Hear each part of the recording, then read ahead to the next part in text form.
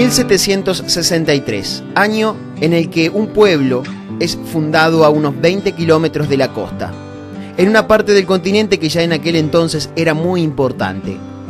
La villa de San Carlos se origina por orden del gobernador Pedro de Ceballos, que respondiendo a la corona española, había conquistado Río Grande del Sur.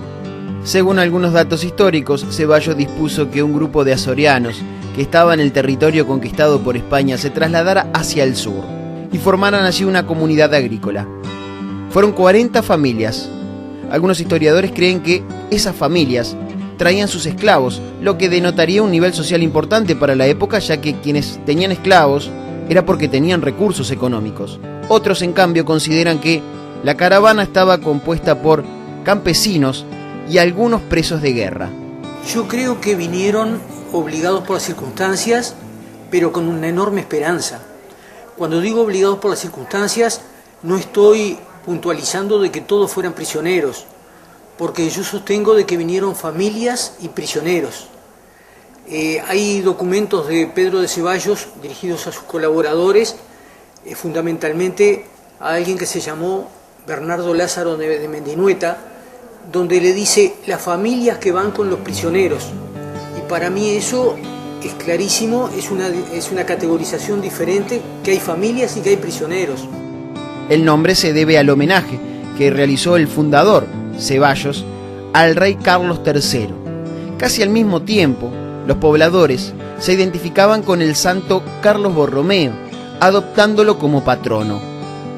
La iglesia de San Carlos es el templo más antiguo del país, ya que su construcción actual fue inaugurada en 1804. Cabe agregar que antes, en el mismo sitio, los pobladores ya habían construido un lugar de culto de adobe y paja. Construcción sencilla y austera, muy representativa de los principios cristianos. Fue y es una referencia de la hoy Ciudad Carolina. Una de las particularidades es que en el fondo de la iglesia podemos ver las tumbas de los difuntos del lugar, ya que el espacio fue el primer cementerio de la zona.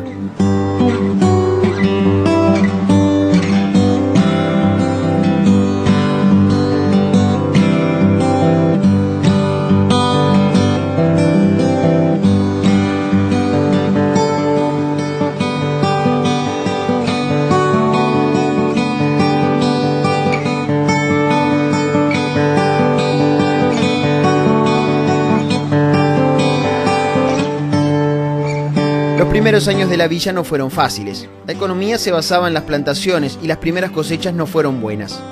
Eso hizo que el lugar comenzara a despoblarse, hasta que por esas cosas del destino, la producción de harina abriría una nueva época. Estas son las ruinas de uno de los emprendimientos del rubro más antiguos, ubicado a pocos kilómetros del centro del pueblo.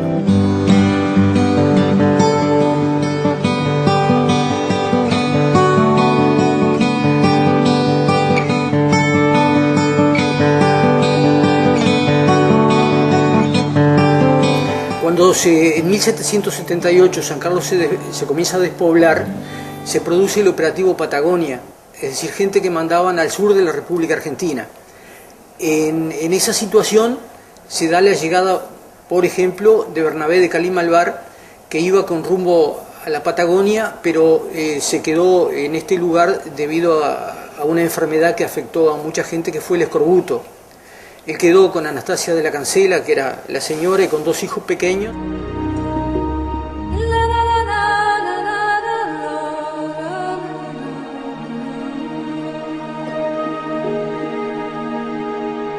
Esto es un verdadero mojón de la historia industrial del país. Por un lado, un emprendimiento impresionante que daba trabajo a muchas personas y generaba movimiento comercial. Y por otro lado, la estructura en sí misma es un ejemplo de lo que se podía hacer en aquella época. Un siglo después de la construcción de este emprendimiento, se construyó el Molino La Baña, consolidando y posicionando a fines del siglo XIX la importancia de San Carlos. El La Baña trabajó a pleno hasta que se incendió. Luego uno de los hijos de su creador lo volvió a poner en marcha hasta 1931.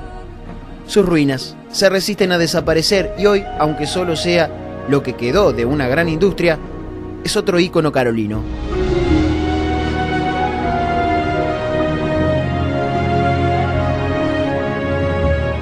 A fines del siglo XIX, San Carlos ya era prácticamente una ciudad. La vida comercial de la zona motivaba también que los pobladores tuvieran espacios de recreación. El Teatro de la Sociedad Unión de San Carlos fue inaugurado en 1929 y cabe destacar que, desde mucho tiempo antes, ya existía en esa ubicación un centro social llamado Sociedad Progreso Carolino. Aún hoy las máquinas de proyección están intactas, en parte gracias al trabajo del conocido y popular Pato de León, un hombre que ya no está físicamente, pero que hasta hace poco le permitió a las nuevas generaciones carolinas disfrutar de películas de cine en ese emblemático lugar.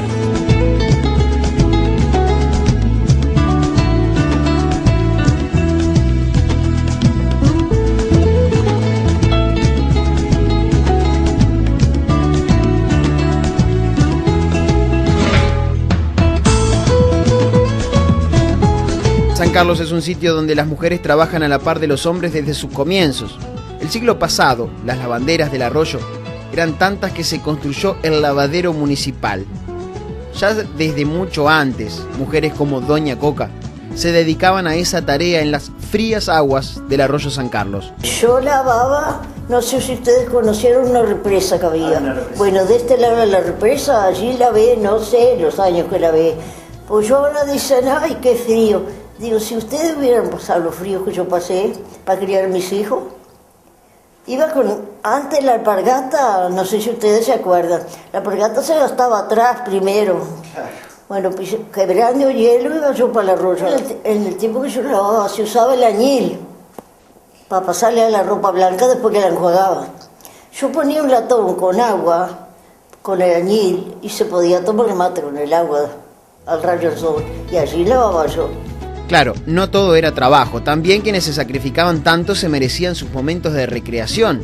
Coca reconoce que San Carlos ha cambiado mucho, y ya no es el pueblo en el que se podía dejar la puerta abierta. Antes San Carlos era una tranquilidad, y yo salía, a mí siempre me gustó salir a loterías que había. Así bueno, yo iba, dejaba la puerta empujada, vaya ahora, no se puede salir porque llevan la casa completa. No se puede, es horrible. Llevan la casa entera. Si uno... Los años pasaron y en donde un grupo de azorianos se asentó hace mucho tiempo, hoy hay una ciudad que no para de crecer. Seguramente esos hombres y mujeres que llegaron a un campo despoblado no tenían idea lo que pasaría tiempo después.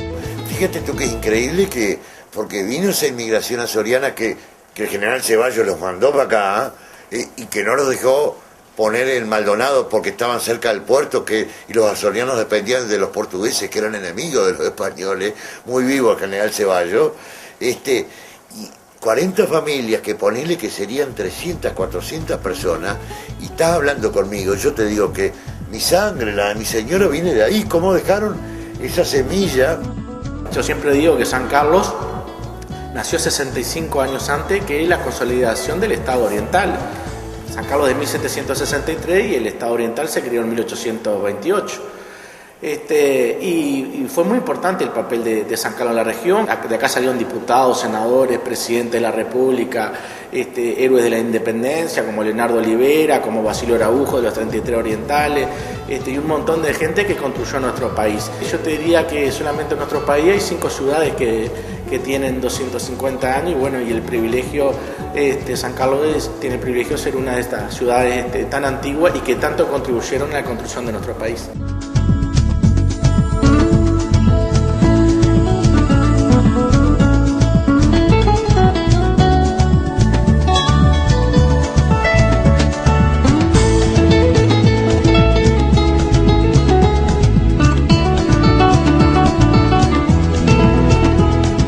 La Radio San Carlos, desde sus inicios hace 50 años, fue mucho más que un entretenimiento. Fue durante décadas la vía de comunicación de los carolinos, a través de los tradicionales telegramas, que no eran ni más ni menos que los mensajes de texto de la época, solo que los escuchaba todo el pueblo.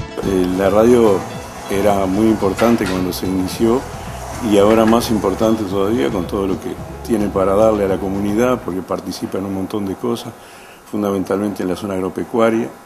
En aquel tiempo, en la época de los telegramas, que se comunicaba a la gente la información de los hospitales con toda lo que ocurría en esos centros asistenciales, fuimos aprendiendo, porque yo entré 18 años acá. Y aprendí todo eso y me ayudó la misma población a aprender, porque el contacto diario con tantas cosas, fíjate que relaté 25 años de fútbol. Así que en definitiva hemos contribuido bastante, creo yo, y la gente ha contribuido también. Sin ese fierrito conector no podíamos llegar a nada. El crecimiento y el desarrollo es bueno. A veces genera que se vaya perdiendo de a poco las raíces y costumbres.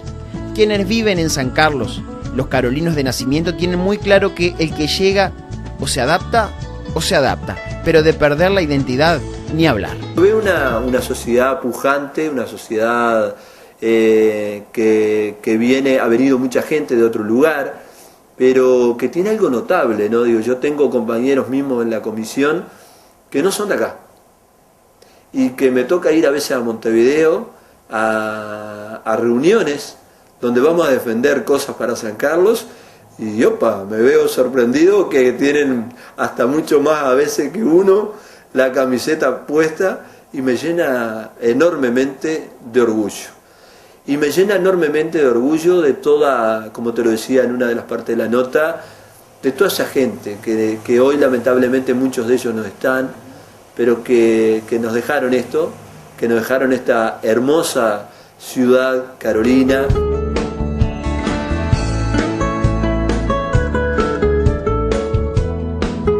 Con el paso del tiempo, San Carlos tuvo muchos espacios culturales. Su teatro de verano, que lleva el nombre de Cayetano Silva, creador de la famosa Marcha San Lorenzo, distinguido carolino representante del país en el exterior. Su Parque Medina, con el zoológico y los diferentes animales, y sus espacios naturales. Hay que destacar que San Carlos está bordeado por los arroyos Maldonado y San Carlos. En este último se pueden disfrutar algunos sitios como la Barranca Alta, a muy pocos kilómetros del casco urbano.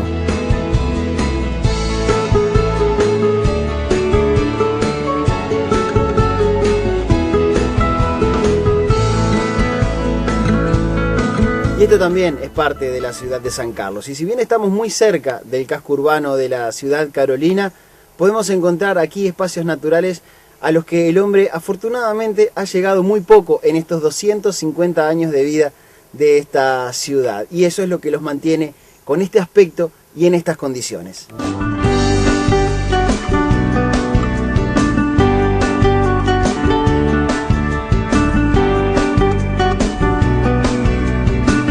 Si no llegaba hasta un lugar así, no era un informe de contacto. Esta vez no me voy a meter al agua, pero la oportunidad me pareció propicia para llegar hasta aquí, porque esto también es San Carlos. 250 años pasaron de la fundación del pueblo, y cada carolino lo vive de una forma especial. Sobre todo aquellos que vieron pasar el pueblo de villa a ciudad, casi sin darse cuenta. Los tiempos pasados no fueron mejores, fueron distintos. Yo nunca digo que el tiempo pasado fue mejor, fueron distintos. Las costumbres han cambiado muchísimo. Me sucede a mí que con mi edad estoy aprendiendo un montón de cosas. Si quiero conocer el léxico que se emplea ahora, tengo que bajar a los chicos, porque los chicos tienen una desventaja. Ellos no pueden subir. Yo puedo bajar y entenderlos. San Carlos cambió mucho. Yo tengo la esperanza de que estos 250 años a veces sirvan un poquito para frenar la locura y darse cuenta que se puede vivir mucho mejor todavía.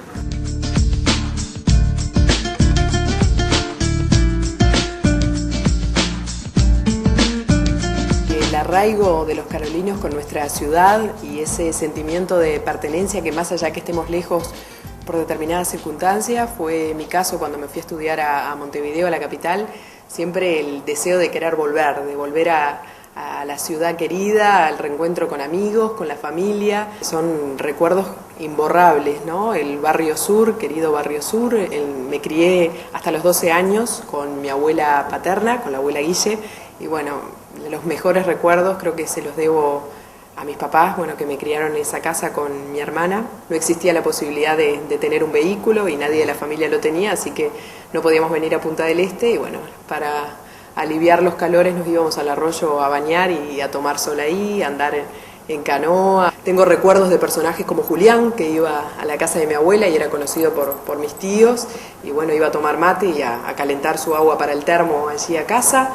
El lechero, que vino hasta el último día, hasta antes de fallecer mi abuela, venía todas las mañanas con la leche fresca a la casa, y bueno, esa era la leche que tomábamos todos, hervida, por supuesto, y bueno, esos personajes que obviamente que uno nunca olvida y que contaron historias y que hicieron vivir momentos que fueron únicos.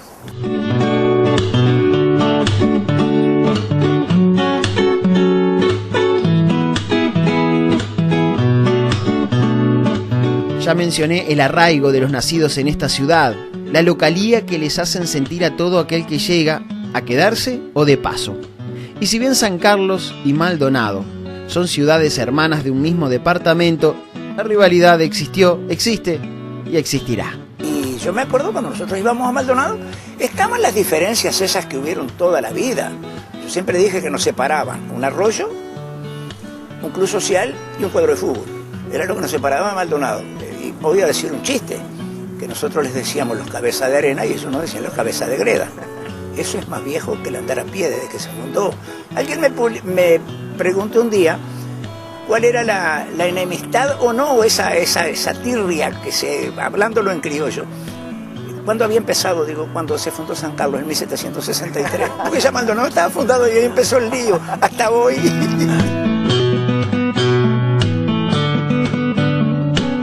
Cuarto siglo de existencia. No es un dato menor. No es un hecho más. Mucho ha cambiado aquel pueblito de pocas manzanas. Quizá por eso, para tantos hombres y mujeres, hablar de San Carlos, trabajar por San Carlos y sus festejos, no sea una cosa más. Sí, una tarea muy emocionante. Porque yo ni mi compañera tenemos raíces en esos 40 familias azorianas que nos visitaron. Entonces, para uno un orgullo muy grande.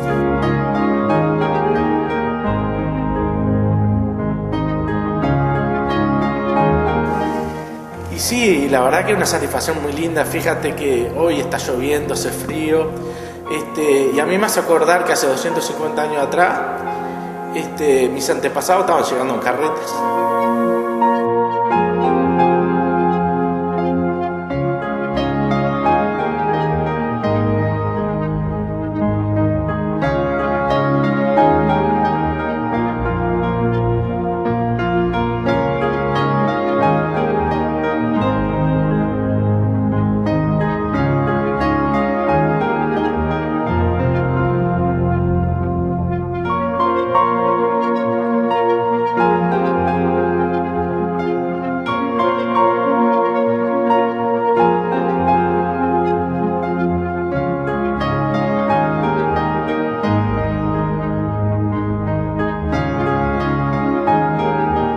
Historia es el mecanismo social de estudiar nuestro pasado, pero la historia de un lugar no es solo lo que está escrito en un libro. Historia también es cada vida transcurrida, cada paso que a diario dan hombres y mujeres en un lugar. La historia está compuesta por actos heroicos y cotidianos, costumbres, anécdotas, verdades, cuentos de cosas que muchas veces ni siquiera pasaron. Pero lo más importante de la historia es poder encontrar en un mismo sitio personas que tienen la vida en sus arrugas, la historia en sus manos, y otras que siguen llegando, futuras generaciones que continuarán escribiendo la historia de la ciudad de San Carlos.